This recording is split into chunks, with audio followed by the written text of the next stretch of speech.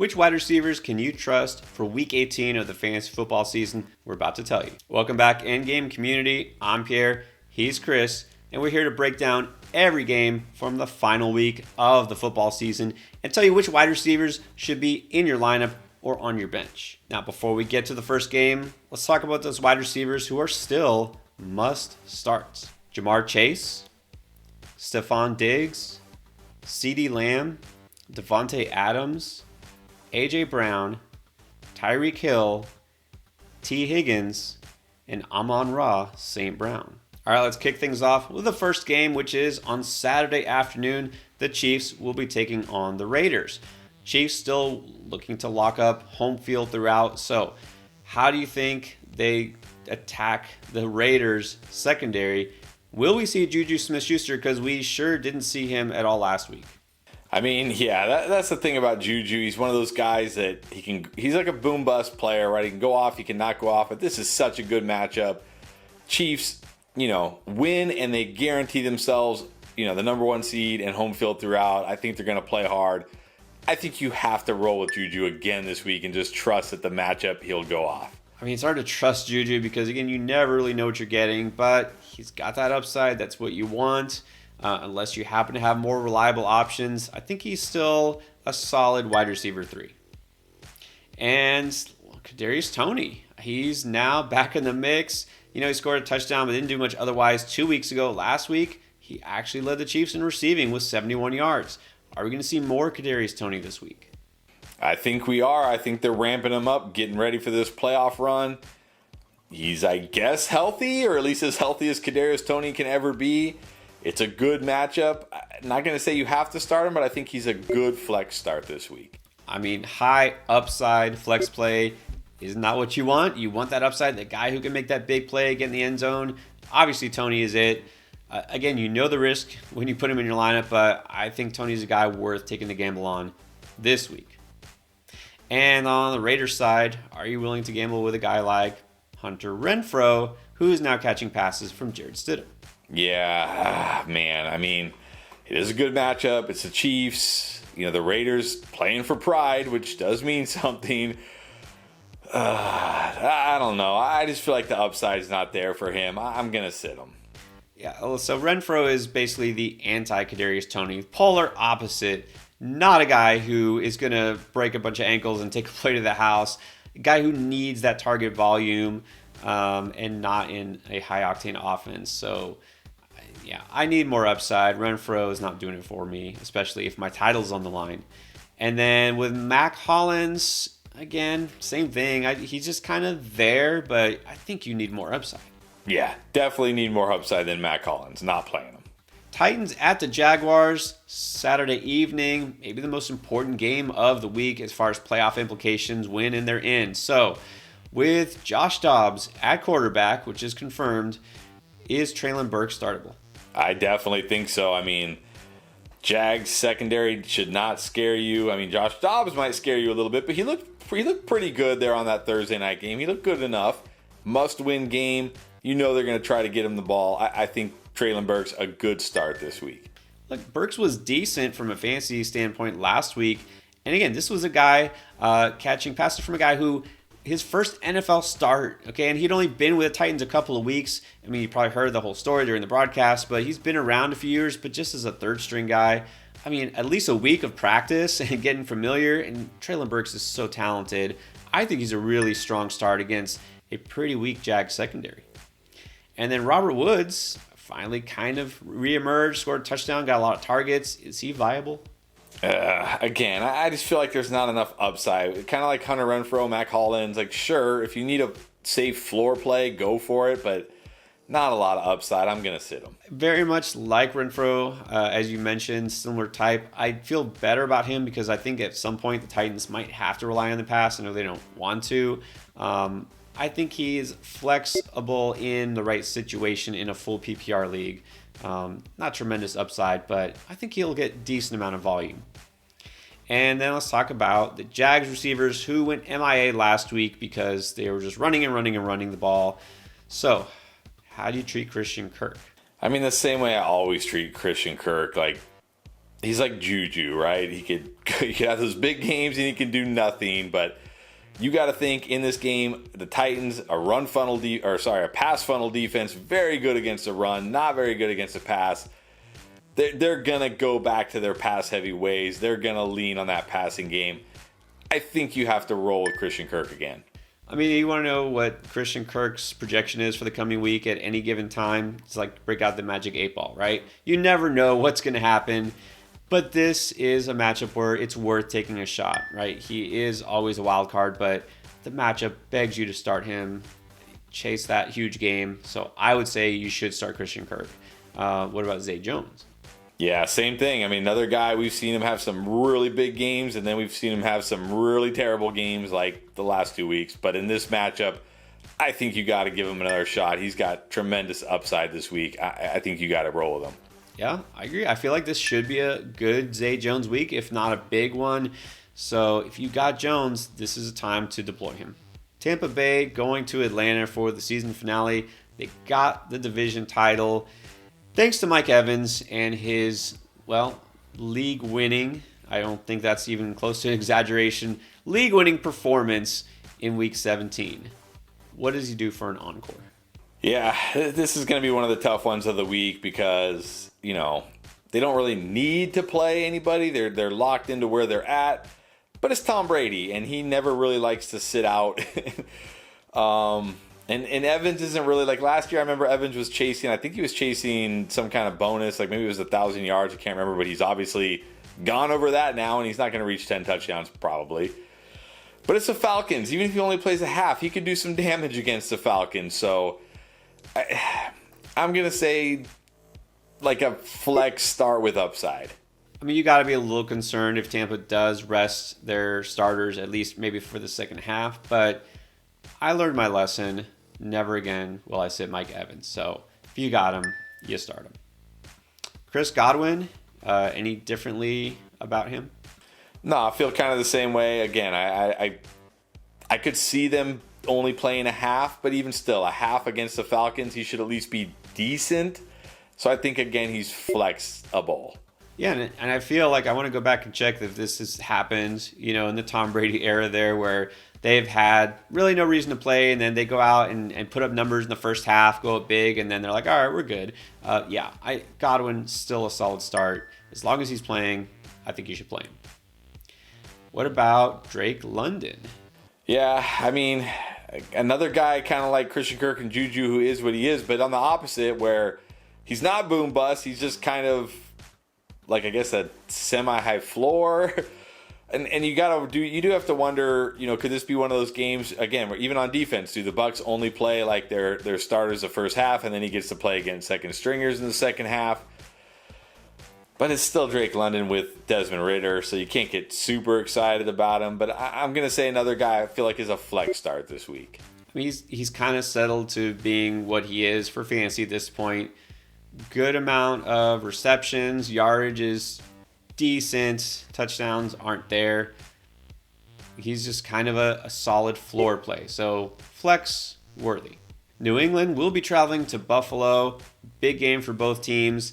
So let's start with Jacoby Myers, who also was banged up in the final game here, week 17, with a shoulder injury. Not sure his status, but if he does play, do you trust him?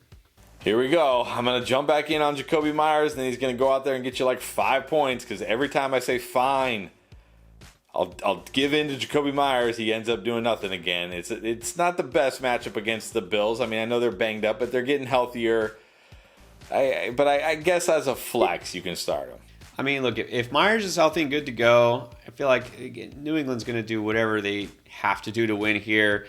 I don't think they're going to be able to sit back and just run the ball. They might want to, like they did before, just, throw it once. But I think they're going to have to go to the air. They're going to have to go through Myers first and foremost. So I think he is in line for a good game. Now, Tyquan Thornton, the rookie, did score and started to get more involved. Devontae Parker has been out. Can you trust a guy like Thornton against the Bills? Man, I mean, didn't we see this once earlier in the year and everybody went all crazy for him, and then we didn't hear from him again for weeks? Maybe desperation flex. Yeah, look, if Jacoby Myers does miss, then I might be interested in Thornton. But otherwise, it's way too risky for me. On the road against Buffalo, with Mac Jones as his quarterback, I wouldn't do it. And then we got good old Gabe Davis, probably the ultimate wild card here. Do you think he puts up numbers against the Pats? Yeah, this is a tough matchup. Probably not going to be a shootout. Very risky. I'm going to say no to Gabe Davis this week.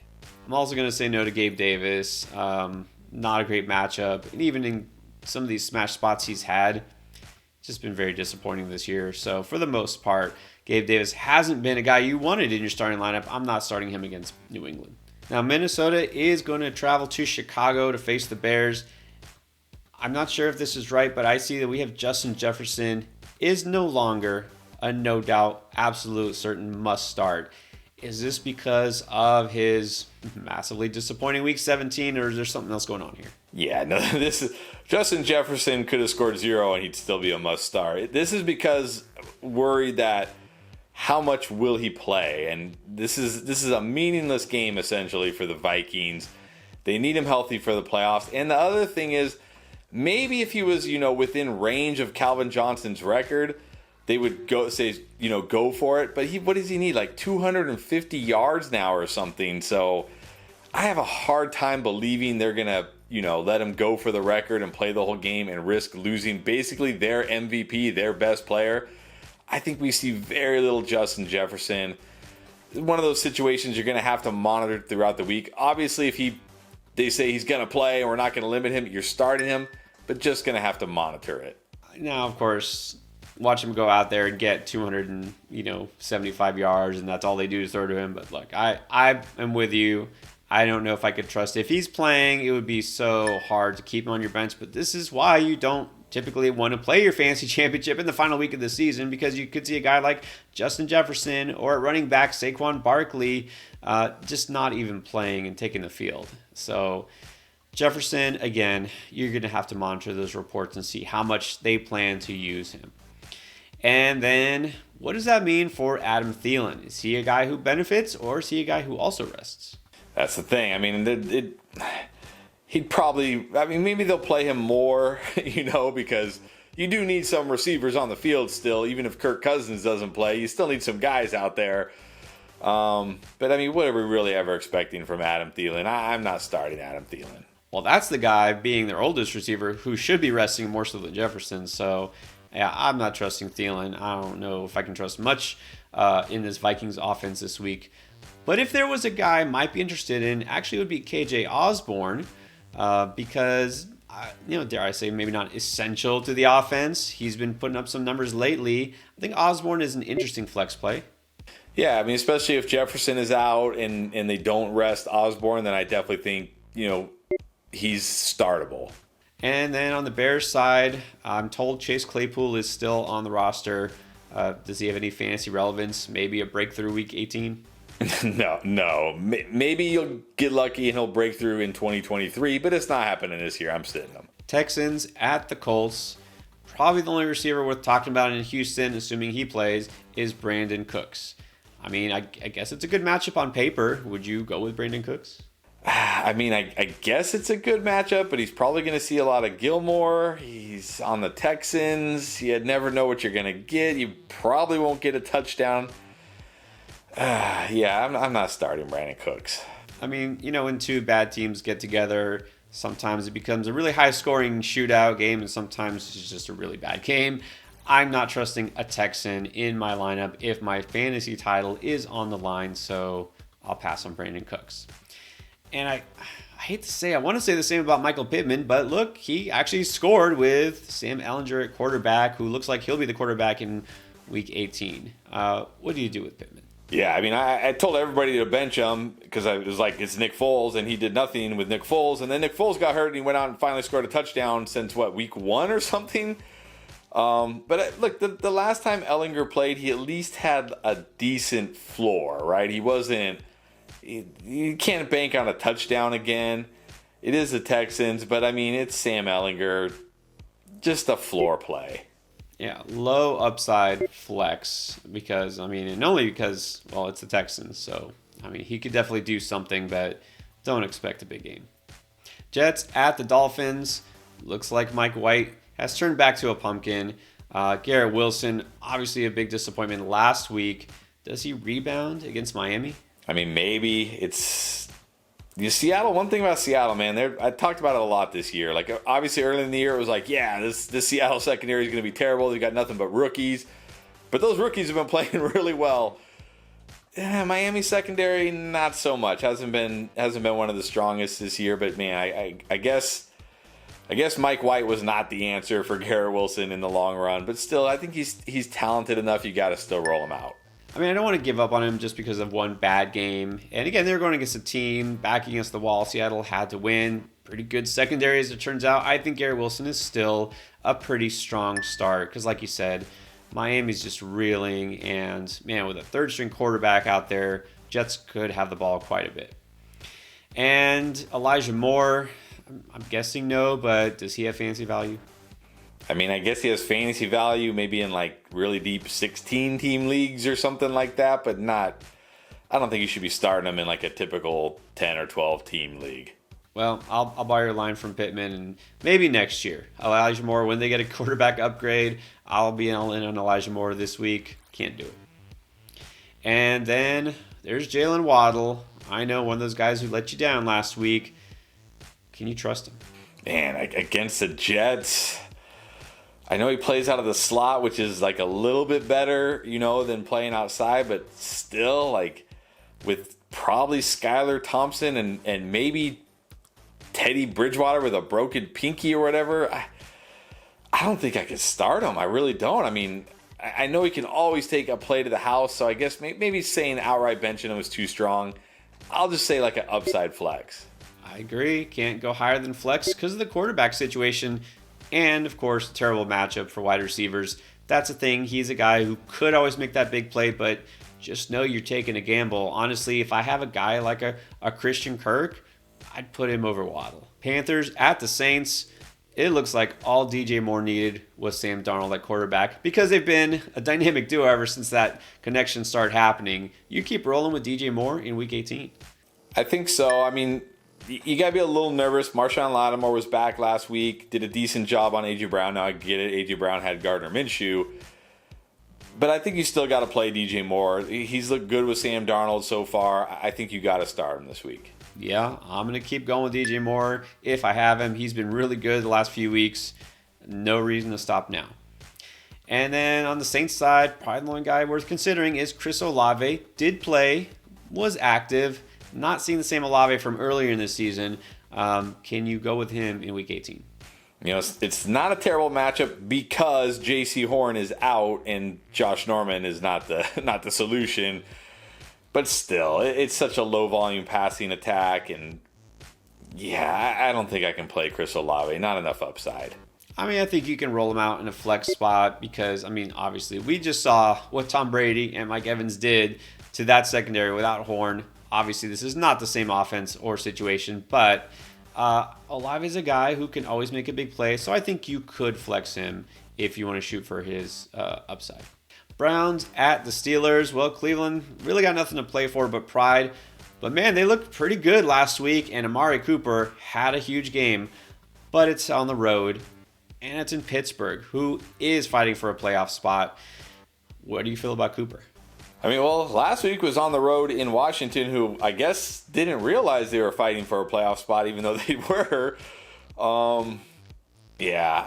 Cooper, another one of these guys, like you hate having him on your bench because you can always go off, but then you hate having him in your lineup because he could always give you like 3 points or 5 points, but I think you just got to roll with him and hope for the best.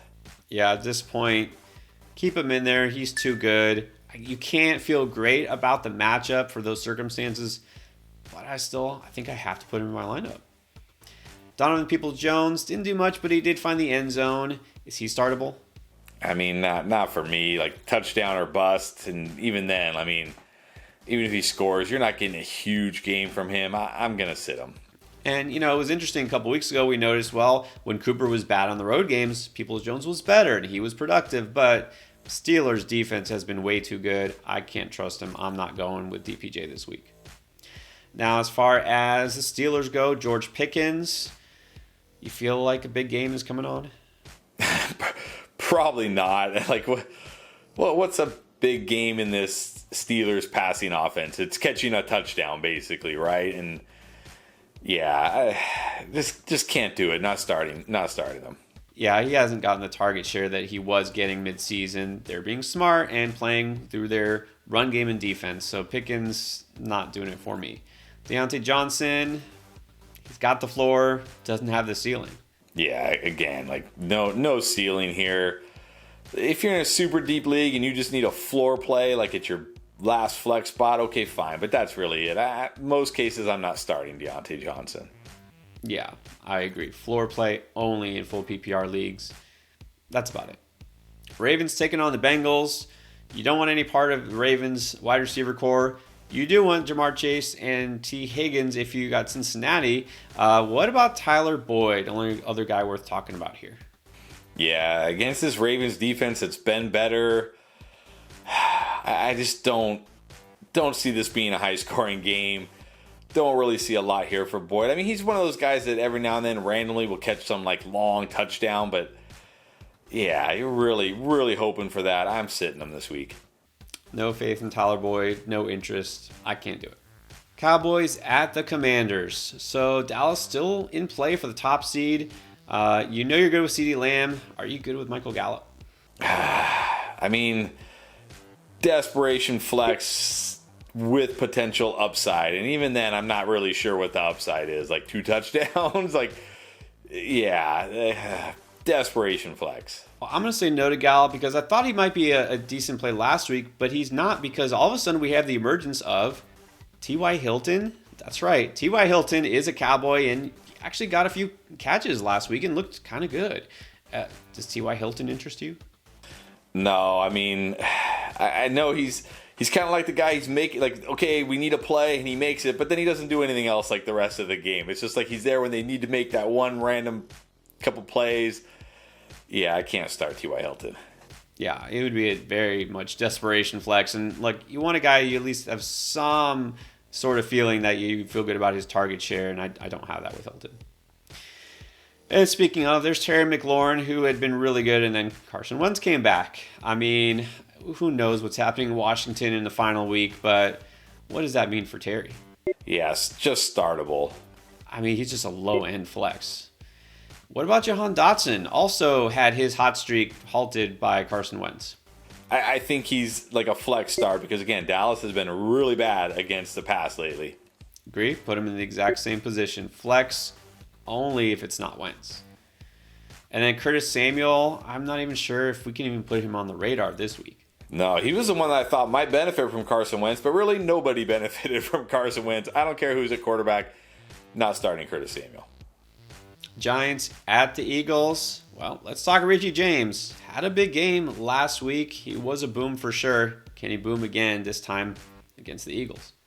Yeah, I don't know because, I mean, look, talked about it, the Colts defense missing their slot corner. That's why we liked Richie James. I mean, I know the Eagles are missing Maddox, but still, they've got a good secondary. They're going to be fired up for this game. We might not see any Daniel Jones, maybe very little Daniel Jones. I'm not starting Richie James. I mean, it's been a good run, but again, Giants don't have anything to play for in this game, really. Eagles still do, and it's the Eagles' defense. I can't put Richie James in the lineup, and I'm not going with Isaiah Hodgins either. As good as he's been scoring touchdowns. He's going to get Darius Slay and company. I'm going to just sit Hodgins if I have him. Yeah, definitely sitting Hodgins. Darius Slayton, just going to go ahead and guess we're saying the same thing. You can't start him. Can't start him. Nope. Now, I will say I feel slightly better, and by that I mean massively better about Devontae Smith. I mean, at this point, is there even a question? No, and he was one of my favorite, kind of sleepers this year, and I'm really upset that we still don't have him on the no doubt must start. Like, what does this guy have to do? He's going to finish as a top 10 PPR wide receiver, well over 1,000 yards. But anyways, enough of my rant. You got to start Devonta Smith. Definitely starting Devontae Smith and loving it. If you're still playing in Week 18 and you have him, could definitely carry you to a title. Chargers Broncos. Keenan Allen, well, he had been a no doubt must start. Only question is here, number one, do Chargers kind of limit snaps from players because they're kind of locked into their seating, but also Broncos still have that number one defense against wide receivers. Are you worried about Keenan Allen? I'm not worried about Keenan Allen getting rested because the Chargers can play for the number 5 seed, which might be beneficial because you're going to get the winner of that Jags-Texans game. But it is a tough matchup. It is the Broncos, but I think you still got to roll with Keenan Allen if you got him. Yeah, again, I think unless we hear something officially that they're going to limit him, which I don't expect, you don't love the matchup, but you still start him.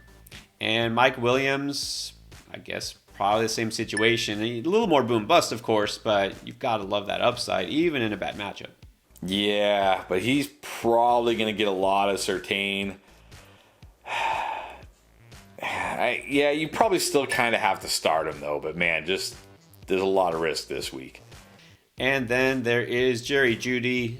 Did not go off against the Chiefs.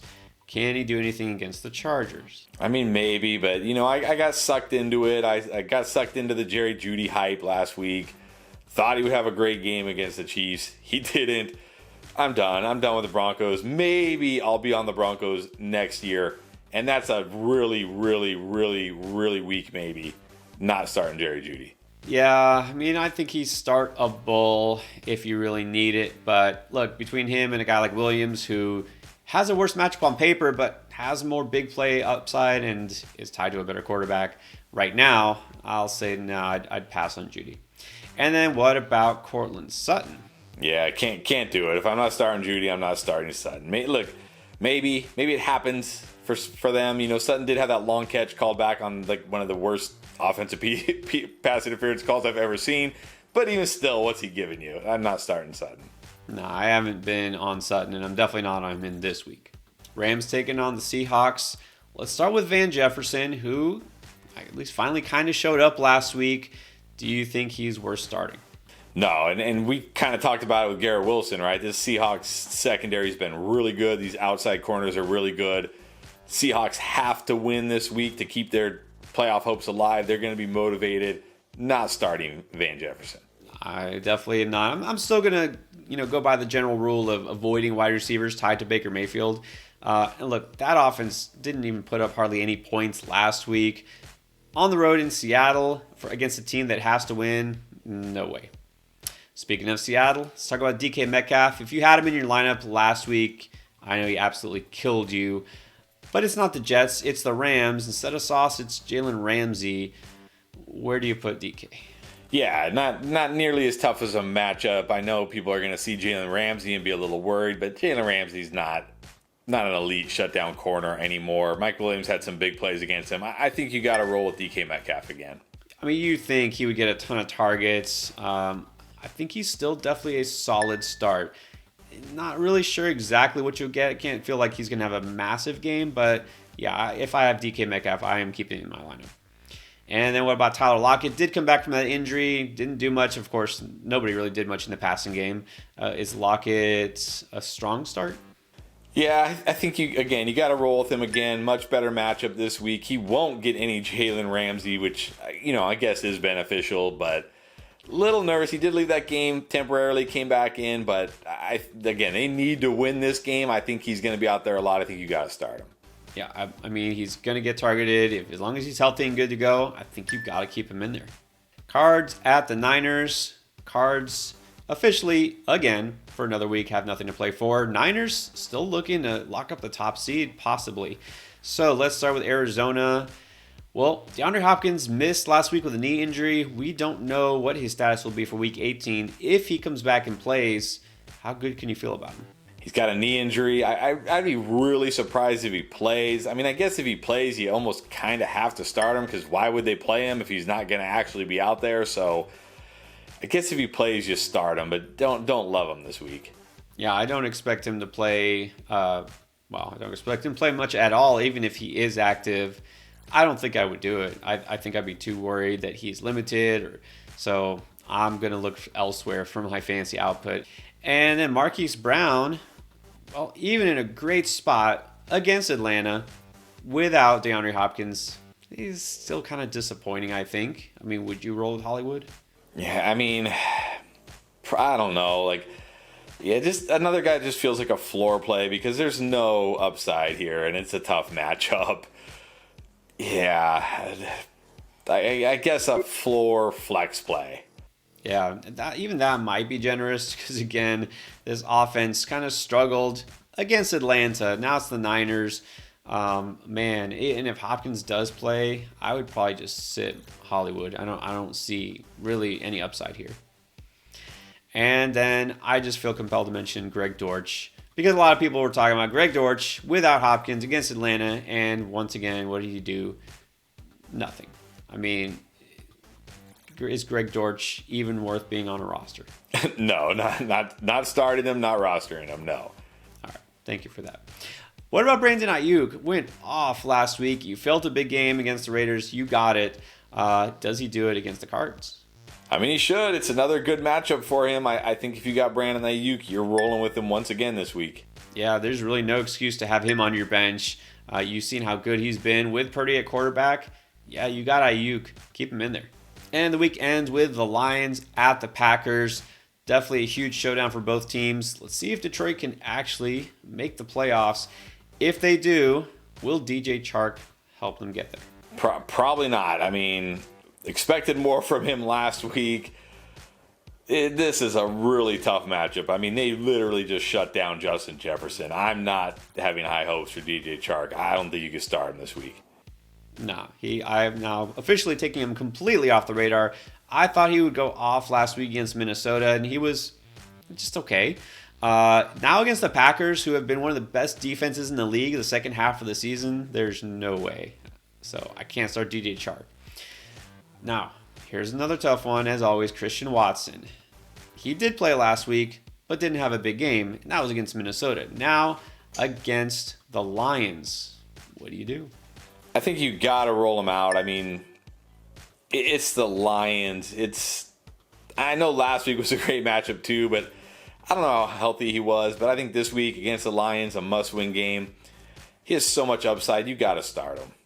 Yep. If he plays, you got to play him because, like you said, it's Detroit. I'm going to just trust him and see what he does. What about Allen Lazard? He's been good in some games against Detroit in the past, but we just don't know what he's going to do as far as involvement. Yeah, it feels very touchdown dependent. Like, you can flex him, but that's about it. I agree. I prefer him in a non-PPR league. I think he's okay. You can start him, but you know the risk that you're taking there. And then let's end with Romeo Doubs, another guy I thought might have a big game because it was Minnesota. Well, he gets Detroit, but with all three of his receivers, like, who is really going to be the one who gets the targets?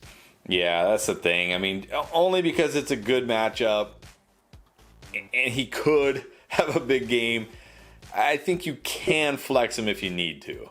Risky flex, as most of these Packers are, but you can go with him. I wouldn't be feeling too comfortable. All right, those are the wide receivers that we are recommending for Week 18 of the fantasy football season. Don't forget, we got you covered as far as running back, quarterback, tight end, and everything else you need to know. Check out our Week 18 playlist right here to help bring home that title.